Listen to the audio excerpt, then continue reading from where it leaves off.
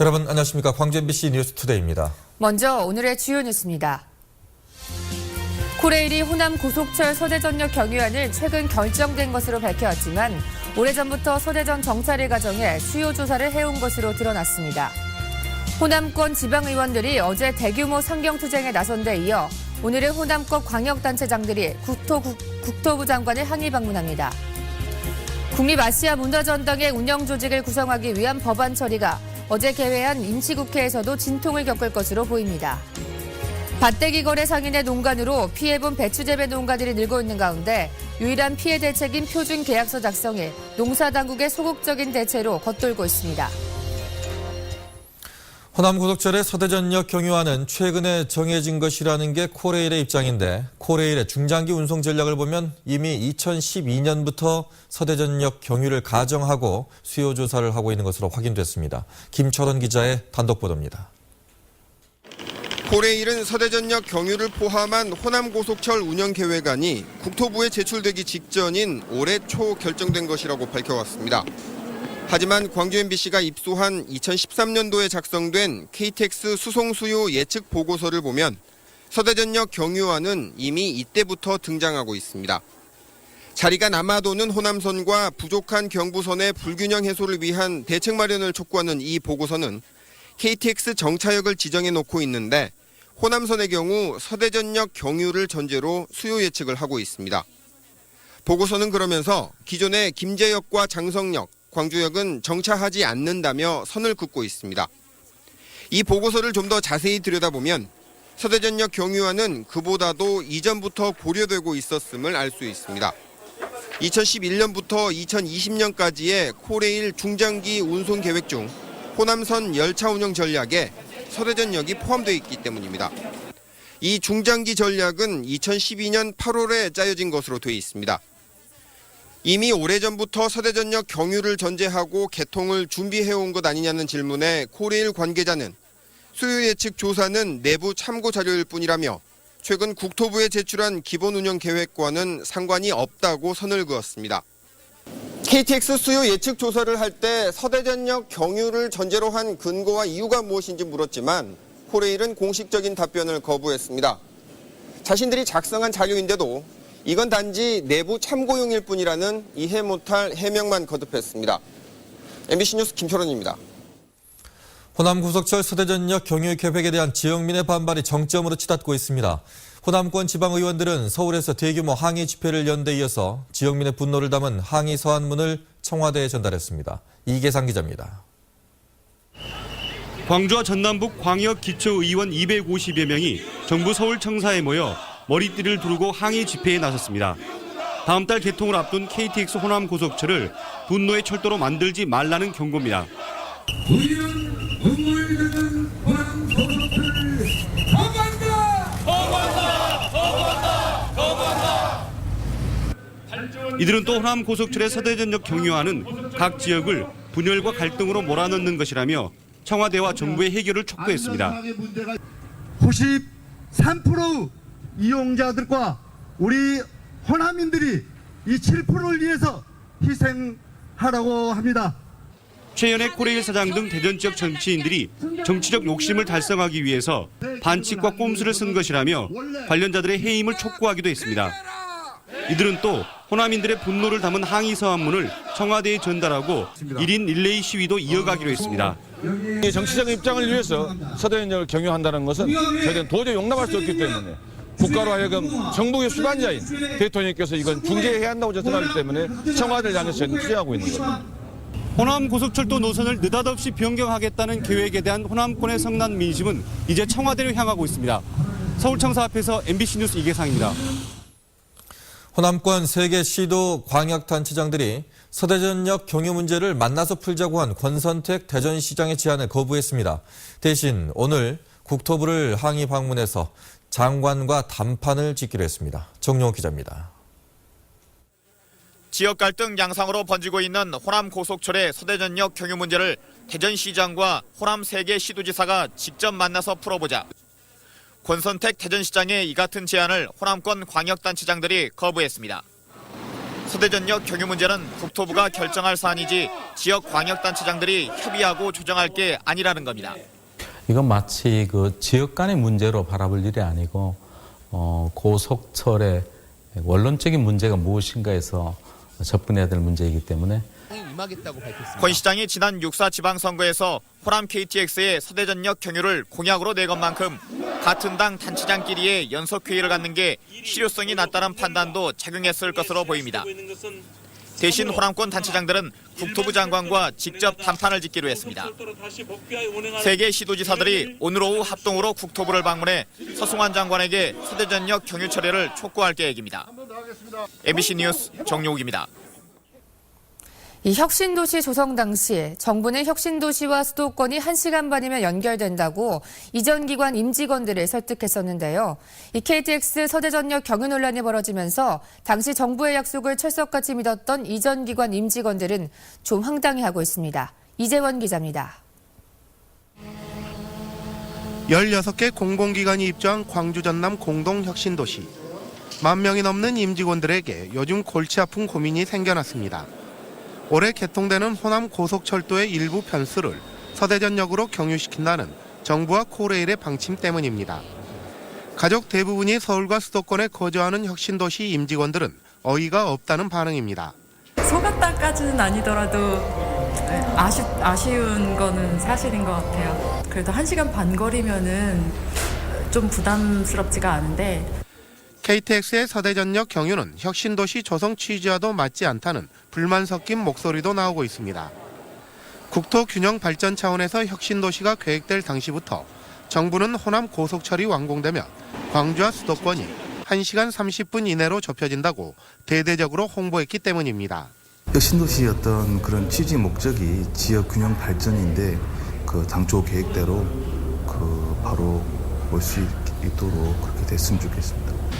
KTX 서대전역 경유 논란의 불씨가 혁신도시까지 튀면서 이전 기관 임직원들의 고민도 깊어지고 있습니다. MBC 뉴스 이재원입니다. 국립아시아문화전당의 운영 조직을 구성하기 위한 법안 처리가 어제 개회한 임시국회에서도 진통을 겪을 것으로 보입니다. 문화체육관광부는 어제 새누리당과 아시아 문화중심도시 특별법 처리 방안을 논의한 자리에서 문화전당을 정부기관으로 두는 수정안에 대해 수용하기 어렵다는 입장을 밝힌 것으로 알려졌습니다. 국회 교육문화관광위원회는 오는 9일 전체 회의를 열어 수정안을 다시 논의할 예정이지만 운영 주체와 재정 지원 등을 놓고 논란이 이어질 것으로 보입니다.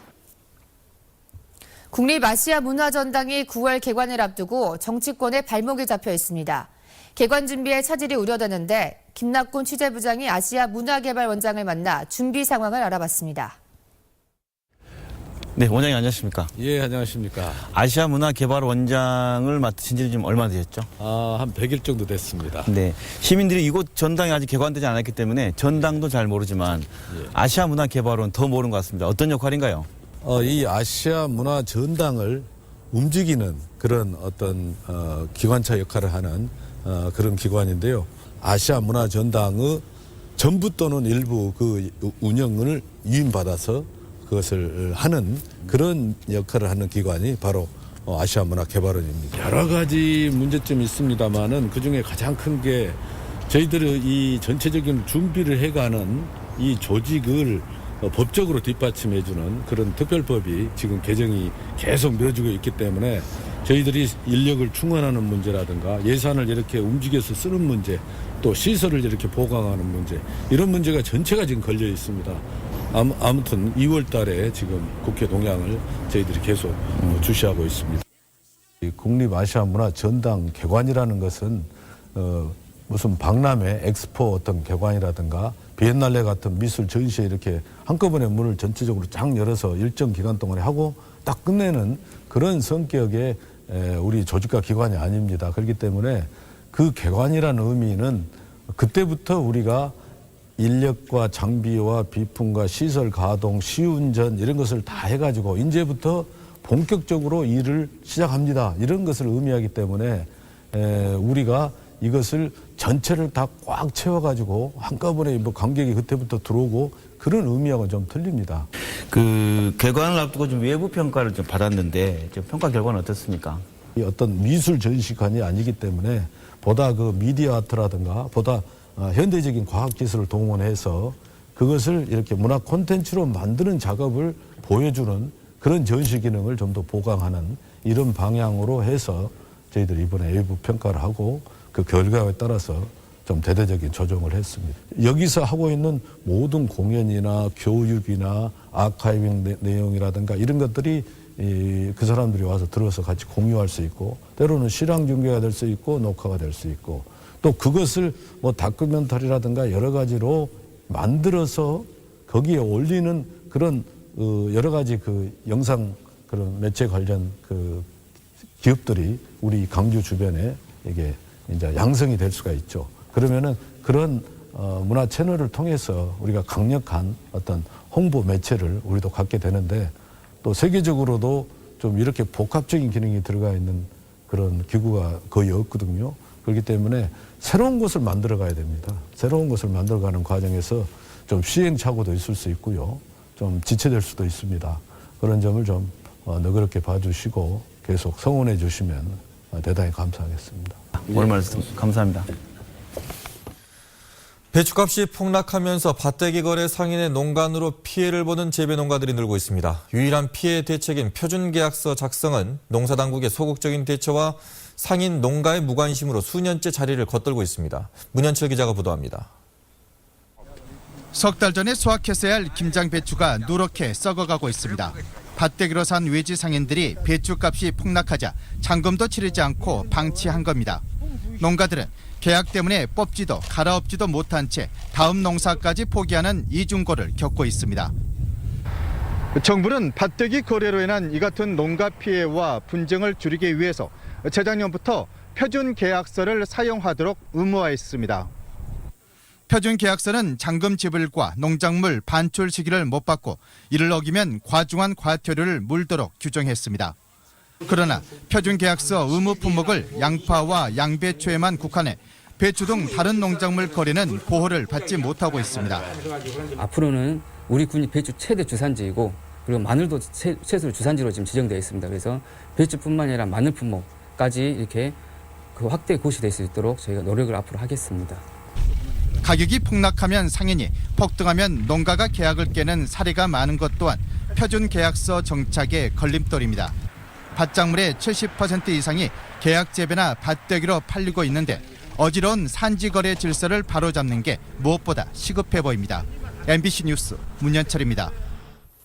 조한익 한전 사장은 광주시청에서 특별 강연을 갖고 한전이 광주와 함께 시너지 효과를 창출해 에너지밸리를 성공적으로 구축하겠다고 밝혔습니다.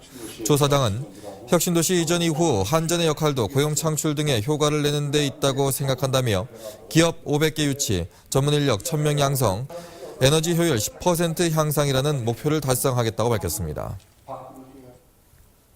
광주시의회가 자동차 100만 대 생산도시 조성 정책 토론회를 열고 박근혜 대통령의 대선 공약 이행을 촉구했습니다. 토론회에서 유영태 조선대 교수는 광주를 동북아의 네트워크 구심점으로 만들기 위해 자동차 100만 대 생산 기반 확보가 반드시 필요하다고 주장했고, 이은방 의원은 박근혜 정부가 지역민들에게 약속했던 대선 공약을 반드시 이행해야 한다고 밝혔습니다. 오는 8일 전당대회를 앞두고 새정치민주연합 이인영 당대표 후보가 광주를 찾아 지지를 호소했습니다. 이 후보는 광주시의회에서 기자회견을 열고 남은 일주일 동안 민생과 혁신을 이야기하겠다며 호남에서 보여준 지지의 흐름이 터져주면 결과는 예측할 수 없을 것이라고 비유적으로 지지를 호소했습니다. 이 후보는 박지원 후보를 과거, 문재인 후보를 지금 이대로로 비유하면서 미래에 확 바뀐 내일인 자신을 선택해달라고 강조했습니다. 어제 새벽 광주 전남 지역 일부 교차로의 신호등이 갑자기 고장났습니다. 교통신호 제어기의 시스템 오류 때문으로 추정됩니다. 권남기 기자가 취재했습니다. 출근 시간에 교차로, 신호등엔 깜빡이는 전멸 표시가 계속되고 횡단보도를 건너는 사람은 오가는 차 사이를 아슬아슬하게 지나갑니다. 어제 새벽 0시 1분부터 전남과 광주 지역 주요 교차로 40여 곳의 신호등이 갑자기 작동을 멈추고 전멸 표시로 바뀌었습니다. 계획 자체가 조작이 안 되고 또 센터에서도 전혀 조작이 불가능 상태로. 경찰은 신호등을 운영하는 전자장치인 교통신호 제어기가 문제를 일으킨 것으로 보고 있습니다. 특정 업체가 제조한 교통신호 제어기의 중앙처리장치 CPU가 어제 날짜인 2월 2일을 인식하지 못하면서 해당 업체의 제품을 사용한 제어기들이 동시에 고장났다는 겁니다. 업그레이드 시키는 그 내용을 메일로 보내줘가지고 조치를 했다고 그러네요. 현재는 대부분 복구가 마무리됐지만 일부 출근길 시민들이 때 아닌 불편을 겪었습니다. 굉장히 복잡하죠. 그렇게 되면은 딱 9시 오니까 그때 신호가 정상적으로. 경찰은 신호기에 또다시 문제가 발생할 경우 해당 업체에 교체를 요구할 계획입니다. MBC 뉴스 권남기입니다. 조선대가 올해 등록금을 동결했습니다. 조선대는 정원 감축에 따른 재정 악화를 감안해 올해 등록금을 2.4% 인상할 계획이었지만 4차례에 걸친 등록금 심의위원회에서 등록금을 동결하기로 했다고 결정했다고 밝혔습니다. 이 같은 결정에는 등록금을 인상할 경우 정부로부터 불이익을 받을 수 있다는 우려도 작용한 것으로 보입니다. 1일 시민시장이 민선 6기 들어 두 번째로 활동했습니다. 전남대에 재학 중인 26살 김대환 씨는 윤장현 시장과 함께 신용보증재단의 현장 업무를 보고받고 시정 홍보에 나서는 등 하루 종일 1일 시민시장으로서 시정을 체험했습니다. 김 씨는 지난달 직장 여성인 39살 양서진 씨에 이어 민선 6기 들어 두 번째로 1일 시민시장을 체험했습니다.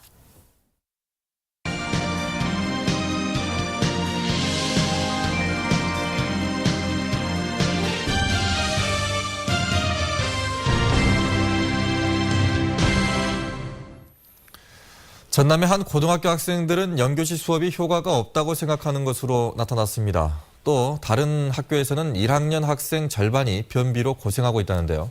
모두 학생들이 스스로 논문을 만들기 위해 직접 조사한 결과입니다. 김진선 기자입니다.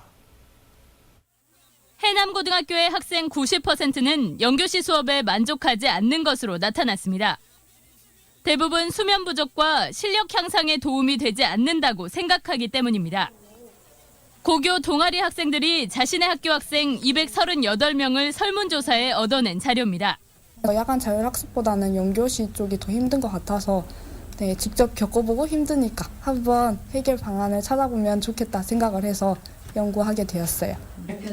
도내 38개 고등학교가 소논문 쓰기 프로젝트를 시작한 건 지난해 8월. 220여 명의 학생들이 직접 연구한 인문과 사회, 자연 분야의 주제들은 6개월 만에 논문집으로 발표됐습니다. 애들이 잘했다고 선생님들도 칭찬해 주니까 되게 흐뭇했던 것 같아요. 고등학생의 변비 실태에 대한 연구부터 테러리즘을 보는 다양한 입장까지. 비속어의 영향을 살피기 위해 최소의 한 달 동안 욕을 해보는 등 톡톡 튀는 연구가 눈길을 끌었습니다. 분식집이나 채소집이나 도서관 이런 데서 여러 군데를 돌아다니면서 서로 연구한 게 기억에 남죠. 학생들은 자신감뿐만 아니라 자기 주도적인 학습 능력도 키우게 되고요. 독서 능력도 물론 당연히 키우게 되고요.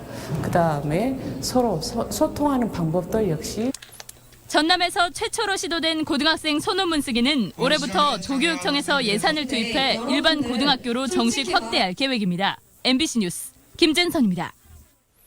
유대회 조직위와 유엔 스포츠 개발 평화 사무국이 마련한 뉴스 리더십 프로그램이 오늘부터 13일까지 호남대 광산 캠퍼스에서 열립니다. 스포츠를 통해 저소득 국가 청년들을 차세대 지도자로 육성하는 이 프로그램에는 아시아와 오세아니아의 저소득 국가 15개국에서 32명의 청년이 참가합니다. 참가자들은 축구와 탁구, 태권도 등 스포츠 활동을 즐기며 리더십 강의와 스포츠 및 평화 관련 교육을 받습니다. 유대회 조직위가 대회 D-150일을 맞아 오늘부터 13일까지 전 국민을 대상으로 성화 봉송주자 2,960명을 모집합니다. 성화는 5월 26일에 대학 스포츠의 발상지인 프랑스 파리 소르본 대학에서 채화되고 국내에서는 6월 2일에 무등산에서 채화된 뒤 다음 날 광주시청 광장에서 합화됩니다. 조직위는 또 오늘 오후 광주 동구 충장로 광주우체국 앞에서 유대회 성공다짐 실천대회를 열고 거리 퍼레이드를 통해 대회 분위기를 고조시킬 계획입니다. 광주대 작업치료학과 학생들이 작업치료사 국가고시에서 호남 최고의 합격률을 기록했습니다. 광주대는 최근 실시된 작업치료사 국가고시에서 응시자 49명 가운데 46명이 합격해 94%의 합격률을 기록했다고 밝혔습니다. 또 전국 평균 합격률 66.9%를 크게 웃돌 뿐 아니라 호남 지역 대학 가운데는 최고 합격률이라고 덧붙였습니다.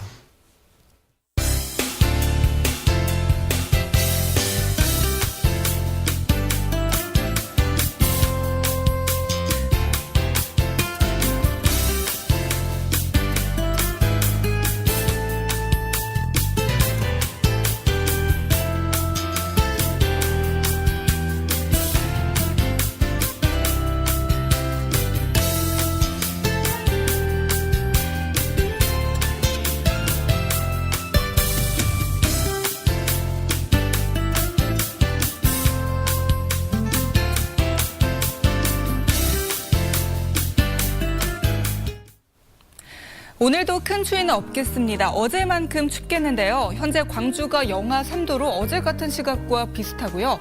낮 기온 8도까지 오르면서 온화한 겨울 날씨가 예상됩니다. 어제 이어 오늘도 일교차가 크겠습니다. 11도 가까이 크게 벌어진다는 점은 염두하셔야겠습니다. 2월 제철 음식 중 한라봉은 피로회복과 감기 예방에 좋다고 합니다. 특히 껍질이 얇은 것은 당도가 높다고 하니까요. 제철 과일로 건강도 잘 챙기시기 바랍니다. 이 시각 구름 영상입니다. 현재 고기압의 영향권에서 깨끗한 하늘 드러나 있고요. 낮부터 구름이 조금 많이 끼겠습니다. 특히 여수등 동부 남해안은 여전히 대기가 건조한 상태입니다. 화재 예방에 각별히 유의하셔야겠습니다. 자세한 지역별 현재 기온입니다. 어제 같은 시각과 비슷한데요. 장성 영하 5도, 나주 영하 7도로 출발하고 있고요. 남부 지역으로 내려가 보면 강진 영하 4도, 완도 영하 2도, 낮 기온 어제만큼 오르겠습니다. 광양 9도, 여수는 8도가 예상됩니다. 오늘 해상 대체로 맑겠고요. 물결은 낮게 일겠습니다. 이번 주 내내 대체로 맑겠습니다. 당분간 일교차 큰 겨울 날씨는 계속될 것으로 전망됩니다. 지금까지 날씨 정보였습니다.